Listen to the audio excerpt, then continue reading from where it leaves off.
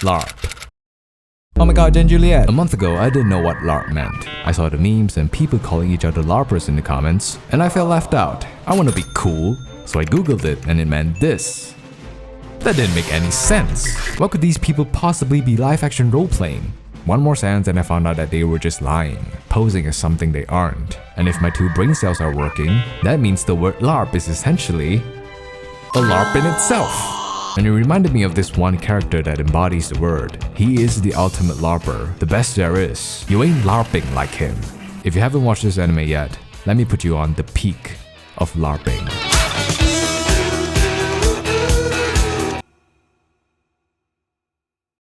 Minoru Kageno is your average high school student. That's a LARP.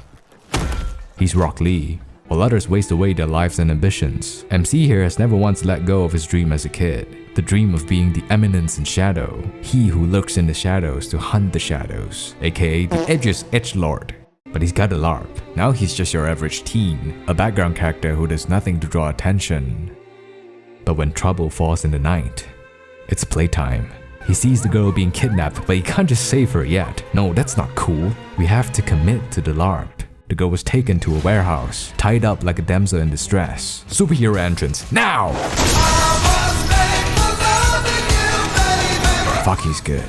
The hero makes his grand entrance. This is his moment of fame. Say his name.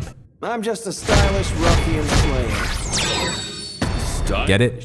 Cause he slays ruffians and he's stylish. Fuck, he's good. He whips out his crowbars and freaking annihilates the bad guys. Saves the girl and leaves like a shadow. Truly a mesmerizing performance. He fucking dies.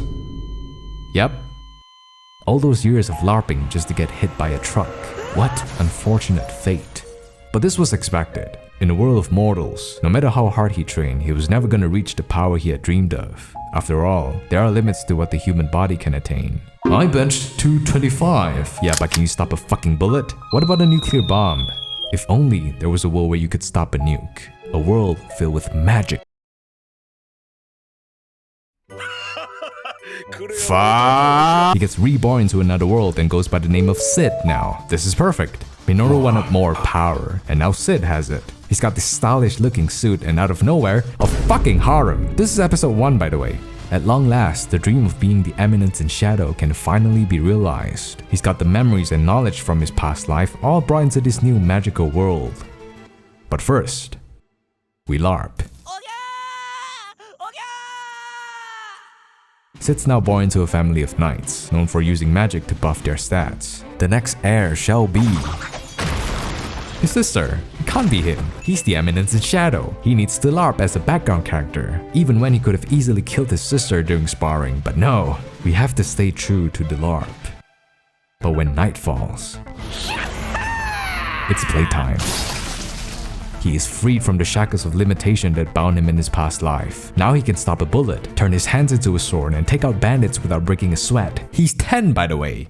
That's when he met Alpha. She's the first of the harem. What was once a blob of magical energy eventually became Sid's plaything. He spams his magic on it, and in turn, it became a blondie. This calls for LARP. The maiden awakens to find her savior sitting stylishly on a crate. This kid proceeds to cook some bullshit on heroes and cults, all just to make his debut that much cooler. Fuck, he's good. Blondie buys all his bullshit and swears her life to him. That's how Sid's harem was born. They call themselves Shadow Garden, a secret organization led by the greatest LARPer to hunt down the cult of Diablos, because it turns out all the bullshit he was spouting was not bullshit. What? Sometimes it's not that I'm not right. Sometimes I'm just not right now.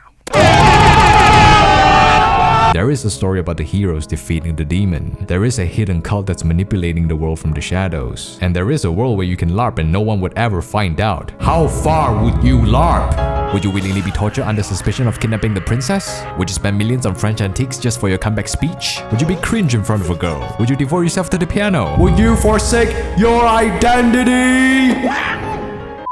The story's cliche, but they know they're cliche. That's what makes it so fun to watch. There's never a dull moment. You're gonna be hooked in the first episode. Sid LARPs as if he didn't LARP, and the funny thing is, he thought everyone was LARPing, so he doubled down and LARPed even harder. This danjo guy. His song choices are brilliant. Each piece resonates with the story and the characters, perfectly capturing the intended emotional impact on the viewer, as I expect from none other than the GOAT.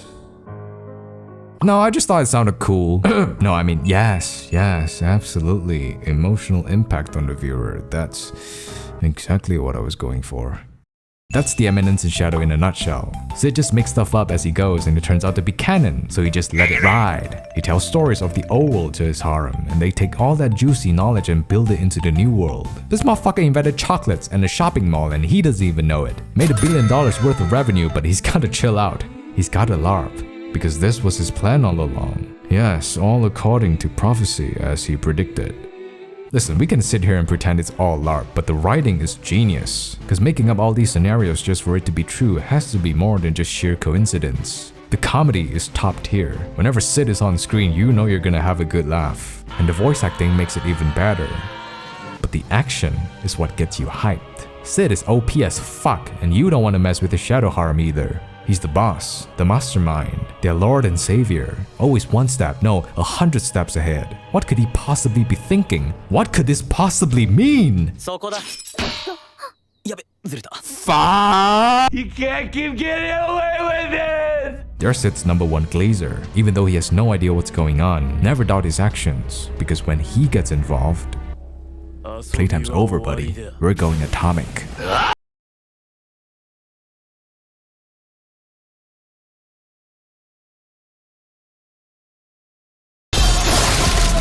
The Eminence in Shadow is an isekai. That's what you would think after watching 2 episodes, but there's actually more than meets the eye. It lets you get comfortable at first and go balls deep into the lore. The more you watch, the more the plot thickens. As soon as Sid is off camera, shit's going down. You discover the true history behind the world. It's very intriguing. They even have conspiracy theories on how realms collide over different dimensions. The world where Minoru Kageno existed? Yeah, don't forget about that just yet. It's not just a dumb fun anime. It makes you take it seriously, but not too seriously at the same time. It's brilliant. They talk about market shares and the credit system. This man manipulated the entire market and caused an economic collapse by LARPing. Shadow Garden doesn't just hunt bad guys in the dark. They're not Batman. They build establishments, sell clothes. They're a business. With Sid's wisdom, they've become the most dominant commercial power in the world. And that pissed off the merchants. They wanted them gone. So Sid came up with a 200 IQ play to fuck everything up and rebuild it again. Change his appearance, going backdoor on his own harem and goes by a new alias. Hit me. John Smith. Fuck, he's good. He starts circulating fake currency which caused the entire market to crash. People were panicking, organizations started collapsing, and this affected Shadow Garden. Someone has to stop John Smith. And so they send the strongest to kill him, Alpha and the Omega. That didn't make sense, I just thought it sounded cool. Trading strike for strike, unaware she was fighting her own savior, the one she swore her life to. All these hoes be throwing themselves at Sid, lusting for some of that shadow clout, but it was her, the one and only Alpha, that stood by him when he had nothing. And before long, the truth finds its way. なぜどうしてなぜあなたがシャドウその名は捨てた今の僕はジョン・スミスだ何をあなたが分かっていても私には分からないあなたができることも私にはできないそれでもあなたを支えたいの理解したいのよあなたにとって私はもう必要ないの待って私を置いていかないでHarpers would call this a love story. There is so much potential when it comes to world building in isekais. This is where authors splurge their imaginations on new worlds and fantasies. The Eminence in Shadow LARPs that shit. It feels like a foreign world at first, but I think the author just gave up midway and said fuck it, you know? Let's put Kyoto in this shit, and it kinda breaks the fourth wall. You see them start wearing suits and hoodies. Then there's a hot spring resort. Is that a McDonald's? The author is so funny, he named his characters Potato and Skeletal. He called the villain Perf Asshat. Imdanjo. The word Kageno literally means shadow. Fuck this guy's. Hold up, let me get one more in. It's the tournament arc and Sid goes into disguise. He changes his name and LARPs as a man who's mundane. I wonder what they would call him. I'm man. Mundane man. Fuck! LARPing aside, The Eminence in Shadow is truly a fun watch. The writing, the comedy, the build-up, the action, everything is just... There's currently 2 seasons and a movie coming out next year. That shit's about to be heat. Can't wait to LARP in the theaters together with the other LARPers, but they're never gonna out-LARP me cause I am